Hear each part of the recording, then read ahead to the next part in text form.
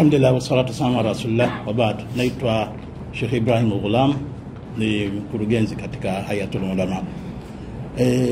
Swali lako mwandishi ni swala ambalo kwamba wewe na watu wengi huwa wanajiuliza, lakini sisi kama viongozi wa Kiislamu huwa hatujiulizi, kwa sababu ni swala ambalo lipo kwa muda mrefu, na sisi siku zote tunaona kwamba hichi ambacho anachokizungumza mtu kama Padri Kitima ni kutokea huko, kwa sababu sisi tunaelewa kwamba naam, hakuna jamii ambayo haina malalamiko katika nchi ya Tanzania. Hakuna jamii kama jamii yenye malalamiko mengi kama jamii ya Kiislamu. Lakini tulipoona viashiria vya kuvunjika amani, sisi Waislamu pamoja tuna mambo mengi sana. Wakati mwingine sisi huwa tunazozana na serikali kwamba jamani hili, serikali inatuambia hivi, tunarudi tunahimiza amani. Sasa hawa wenzetu ambao mara nyingi sana huwa kwa namna wanavyofanya, wana watu ambao wapo ndani ya serikali. Hawa watu ambao wapo ndani ya serikali ndio mara nyingi sana huwa wanawapa nguvu hawa kuhakikisha kwamba wanafanya yale wanayotaka, na ndio maana wanapata nguvu ya kufanya chochote, ya kutaka lolote.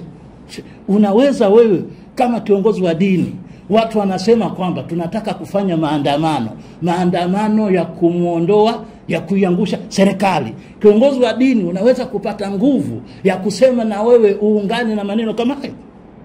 Hivi kama maneno kama hayo anayazungumza kama Ibrahim Ghulam leo hii anayazungumza, atabaki Ibrahim Ghulam huyu? Au anaweza akawa Ibrahim Ghulam mwingine akiwa na jina lingine na pengine jezi nyingine katika eneo jingine? Sasa hivi vitu hivi ambavyo kwamba vipo, tunahofu kwamba idadi, kwa sababu sisi tunapokuja kuangalia, tunaangalia leo hii vyama vya kisiasa vinapeleka wagombea wa vyama kwenye uchaguzi. Hakuna chama ambacho kimefikisha wagombea Waislamu kuainisha wakafika 30%. Sasa hawa ndio ambao wanakwenda kututungia sheria, hawa ndio watakao kwenye vyombo vya maamuzi. Sasa hawa watu ambao kama muundo huu wa Padri Kitima ndio wanachokitaka hichi, kwamba popote pale wanapoona kwamba pengine na wengine, hakuna anayekubali watu kuuawa bila sababu.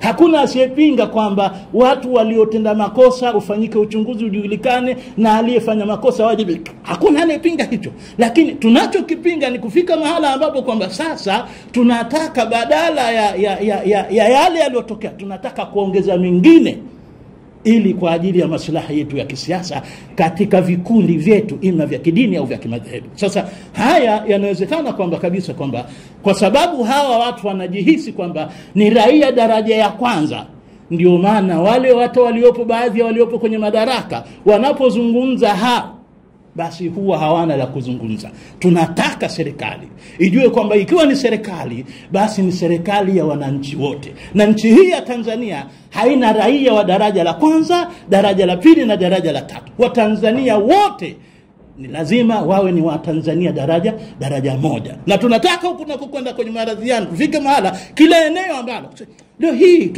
tuna mahesabu haya kwamba serikali inatoa matrilioni ya fedha kila mwaka kuyapa makanisa ili waendeshe. Si kwa maana hizo hospitali zinatoa huduma bure, hapana. Zina watu wanalipia na gharama ambazo ni kubwa, lakini serikali inatoa mabilioni ya fedha kwa ajili ya kuzipa hospitali za kanisa, kuzipa mashule ya kanisa. Sasa sisi kama Waislamu siku zote tunalalamika. Tukishalalamika, tukiona Waislamu wafuasi wetu wanaanza kuhamasika, tunahamasisha juu ya nini? Amani. Jamani, hapana.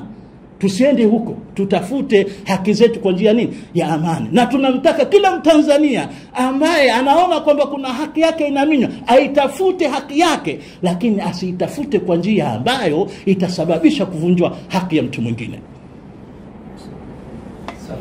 Lakini kwa kuongezea hapo,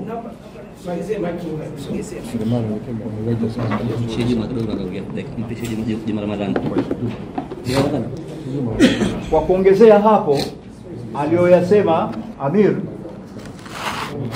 nadhani ukweli wa historia katika nchi hii uko wazi kuonekana jinsi Waislamu walivyokuwa wakidhulumiwa haki zao. Kama hawa ni wadau wa haki, mbona hawajawahi kuwasemea Waislamu hata siku moja? Lakini hili wamelivalia njuga. Kuna nini nyuma ya pazia? Tunachobagiza hapo, serikali kama inavyowaambia Waislamu na Wakristo waambie hivyo. Kama inavyowakemea Waislamu, usichanganye dini na siasa, ikemee na kanisa wakati inasema. Isiwe kanisa linasema serikali imekaa kimya, inatuashiria kwamba ama inawaogopa kweli. Hilo sio jambo jema hili. Babdeo Miladu Online TV, pamoja nawe katika kheri.